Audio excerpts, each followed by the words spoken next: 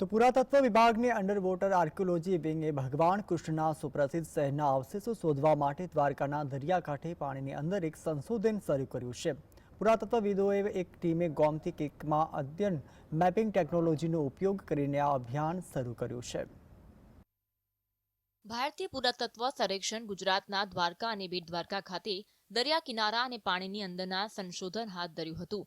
એએસઆઈના અધિક મહાનિર્દેશક પ્રોફેસર આલોક ત્રિપાઠીના નેતૃત્વ હેઠળની 5 સભ્યોની આ ટીમના સંશોધનનો હેતુ પાણીમાં ડૂબેલા પુરાતત્વીય અવશેષોની તપાસ કરવાનો અને પ્રદેશના ઇતિહાસની સમજને વિસ્તૃત કરવાનો હતો। આ મિશન પૌરાણિક કથાઓને વિજ્ઞાન સાથે જોડનારું તથા શિક્ષકોને તેમની માન્યતાઓને ઐતિહાસિક પુરાવા સાથે જોડવાની તક આપનારું હતું।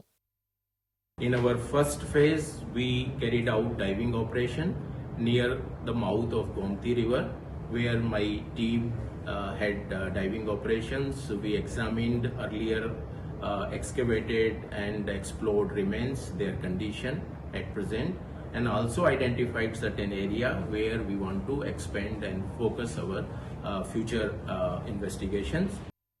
દ્વારકા કે જેને ભગવાન કૃષ્ણની પૌરાણિક નગરી માનવામાં આવે છે તે ઐતિહાસિક અને ધાર્મિક મહત્વ ધરાવે છે। આ અભિયાન પ્રાચીન સભ્યતાઓને સંરક્ષિત કરવાની ભારતની પ્રતિબદ્ધતાનું દર્શાવે છે। આ સંશોધનથી ભારતના દરિયાઈ ઇતિહાસને નવો આયામ મળી શકે છે। Right now, we are also training more archaeologists in the field of underwater archaeology, so that these projects, this expansion can be materialized. We are having 3 teams at present, which are 2 teams are working in the island of Bet Dwarika.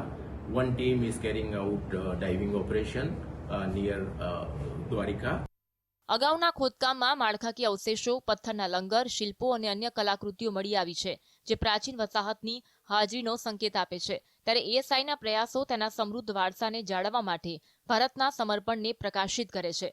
ત્યારે વિશ્વ એવી શોધોની રાહ જોઈ રહ્યું છે જે પ્રાચીન દરિયાકાંઠાની સંસ્કૃતિઓ વિશેની આપણી સમજને ફરીથી આકાર આપે। Bureau report, GSTV।